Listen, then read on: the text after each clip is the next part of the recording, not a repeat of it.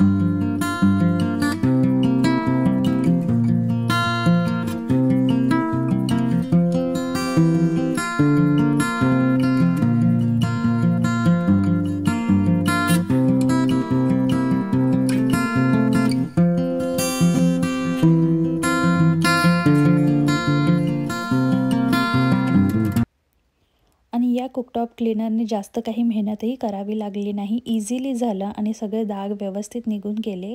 So आता मस्त व्यवस्थित याला पुसून घेतलं आणि सगळ्यात शेवटी याला मी नॅपकिननी किंवा पेपर टॉवेलनी याचं छान असं वाईप करून घेतलं आणि याच्यावरती जी शाईन आली होती ना, ती खूपच भारी होती. कुकटॉप असा एकदम छान आणि नवीन वाटायला लागलेला होता.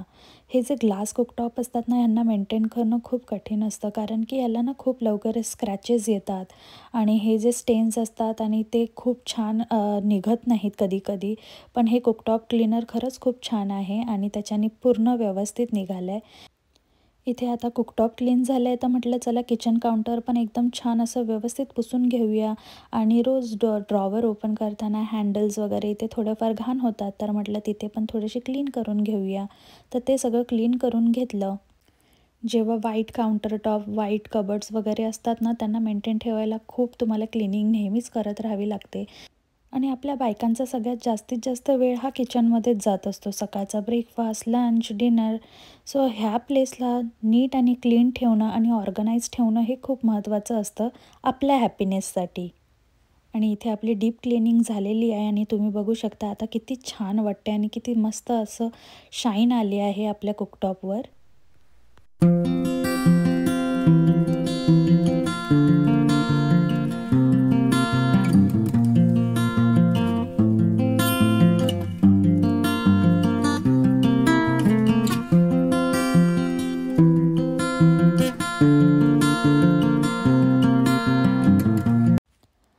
आता सर्व काही आवरून झालेलं होतं आणि जवळपास 12:45 वाजले होते. तर म्हटलं चला दूध गरम करूया, कारण की आरवच्या झोपायची वेळ झाली होती. तर त्याच्यासाठी थोडंसं दूध गरम करून घेते पटकन आणि नंतर मग त्याला झोपायला घेऊन जाते.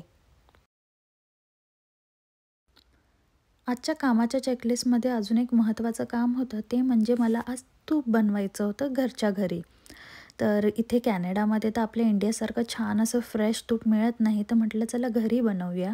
आणि इथे मी घेतले त्याच्यासाठी 2 अनसॉल्टेड बटर. तुम्ही कोणत्याही ब्रँडचं अनसॉल्टेड बटर घेऊ शकता घरी तूप बनवण्यासाठी. तर इथे मी वॉलमार्टमधनंच हे ग्रेट व्हॅल्यूचे मिळाले होते, तर मी हेच आणले सध्या तरी.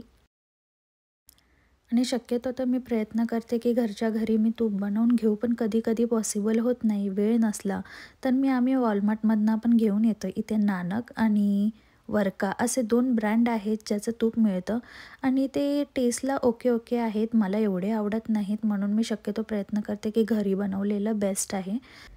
आणि हे जे मोठ्या-मोठ्या 2 क्यूब आहेत, याच्याने आपल्याला 15 ते 20 दिवस पुन्हा तूप बनवायची गरज लागणार नाही आणि तोपर्यंत हे सफिशियंट होईल आपल्याला. आणि जेव्हा गोष्टी करण्यासारख्या असतात आणि सोप्या असतात तर त्या केल्याच पाहिजे. जेव्हा मी कॅनडामध्ये आलेले ना सुरुवातीला, त्यावेळेस तर मी बाहेरचंच वापरत होते तूप आणि त्याच्यानंतर माझ्या मैत्रिणीने मला सांगितलेलं की तू असं तूप बनव, खूप छान लागतं घरच्या घरी आणि जास्त वेळ पण लागणार नाही आणि टेस्ट पण चांगली येते. तर मग तेव्हापासून मी सुरुवात केली आणि त्याच्यानंतर मला खरंच आता बाहेरचं आवडत नाही आणि घरी बनवलेलं तूप खूप आवडतं. इथे तुम्ही बघू शकता हे छान असं आता मेल्ट होतं आहे आणि याच्यावरती जो फेस आहे ना, तो थोड्या वेळाने निघून जाणार आणि हा वाढतच जाईल थोडा-थोडा आणि त्याच्यानंतर एकदम छान असं ट्रान्सपरंट आपलं तूप रेडी होऊन जाणार आहे. पण त्याच्यासाठी आपल्याला याला चांगलं व्यवस्थित मिक्स करत राहायचे अधूनमधून आणि स्लो फ्लेम ठेवायचे, जेणेकरून हे जळणार नाही.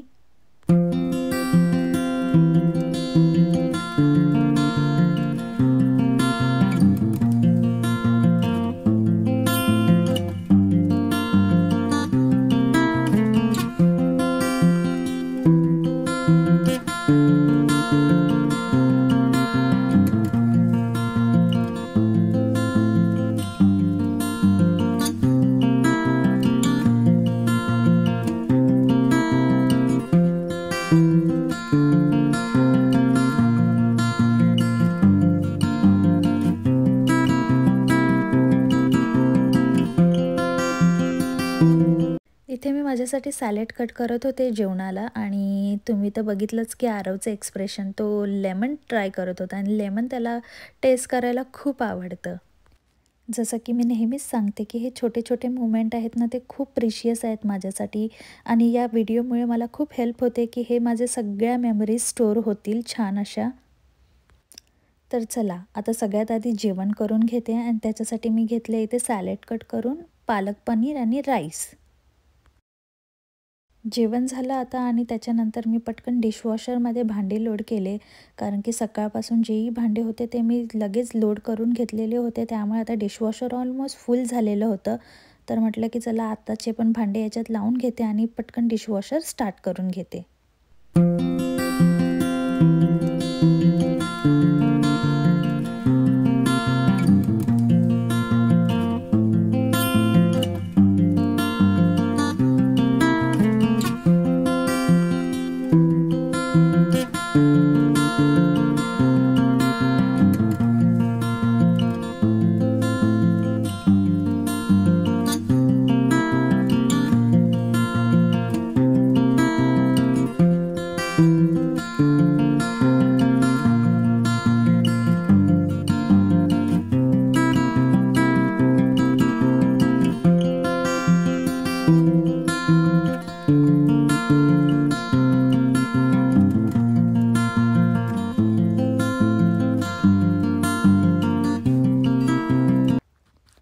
आता जवळपास वाजले होते दुपारचे 2 आणि आरवचा नॅप टाईम झालेला होता. तर त्याला बेडरूममध्ये घेऊन गेले आणि त्याच्याबरोबर स्टोरी बुक्स रीड करत होते. रिसेंटलीच आम्ही त्याच्यासाठी नवीन बुक्स आणलेले आहेत लायब्ररीमधनं. तर त्याला नवीन-नवीन गोष्ट शिकण्याची आणि नवीन गोष्ट जाणून घेण्याची खूप हौस असते. सो दुपारच्या वेळेस तो शक्यतो मीच त्याच्याबरोबर बुक रीड करते आणि रात्रीच्या वेळेस त्याचे पप्पा त्याच्याबरोबर बुक रीड करतात.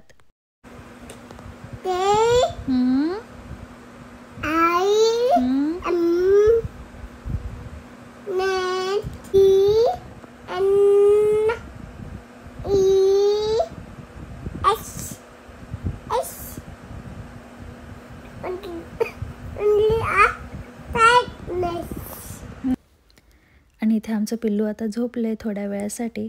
तर चला आता बाकीची घरची कामं आवरून घेते. तर इथे तुम्ही बघू शकता आपलं तूप एकदम छान असं रेडी झालेलं आहे आणि मस्त असं त्याला छान असा रंग आलेला आहे. तर आता याला मी कंटेनरमध्ये ट्रान्सफर करून घेते. हे आता तरी सध्या थोडंसं हलकं कोमट आहे, जास्त गरम नाही आहे, म्हणून मी याला ट्रान्सफर करून घेते, कारण की हे जसं गार होईल ना तसं एकदम घट्ट होऊन जाणार आहे. तर म्हटलं की चला ट्रान्सफर करून घेते आणि तुम्ही बघू शकता किती छान वाटतं, एकदम मस्त वाटतं आहे ना घरी बनवलेलं तूप. तर तुम्हाला कसं वाटलं हे मला नक्की सांगा आणि काही तुमच्या टिप्स आणि ट्रिक्स असतील तर त्या पण माझ्याबरोबर नक्की शेअर करा, मला आवडेल. तर चला आता हे शेवटचं कामही आवरलं होतं माझं आणि तुम्ही फायनल प्रोडक्ट बघू शकता. तर आता पटकन रेडी होते, कारण की मी चालले आता ड्रायव्हिंग लेसनला आणि तिथून आल्यावर तुम्हाला भेटते. 1 hour later. इथे आता संध्याकाळ झाली होती, तर आम्ही निघालो बाहेर फेरफटका करायला आणि आज माझी नॉनव्हेज खायची खूप इच्छा होती. तर म्हटलं की चला जाऊया चिकन करी ऑर्डर करूया. तर मी ऑनलाईन ऑर्डर केलेली आणि आता इथे मी पिकअप करायला आलेली आहे. सो मित्रांनो, सकाळची संध्याकाळ झाली, सुट्टीचा दिवसही संपला. तर चला आता घरी जाते पटकन आणि मस्तपैकी माझं मील एन्जॉय करते. तोपर्यंत तुम्ही हा जो आपला मॉर्निंग टू इव्हनिंगचा रुटीन व्लॉग आहे आजचा तो बघा. या व्हिडिओला खूप लाईक करा, शेअर करा आणि सबस्क्राईब करा. आपण लवकरच भेटूया नवीन व्लॉगमध्ये. तोपर्यंत स्वतःची काळजी घ्या. See you next time. Bye bye.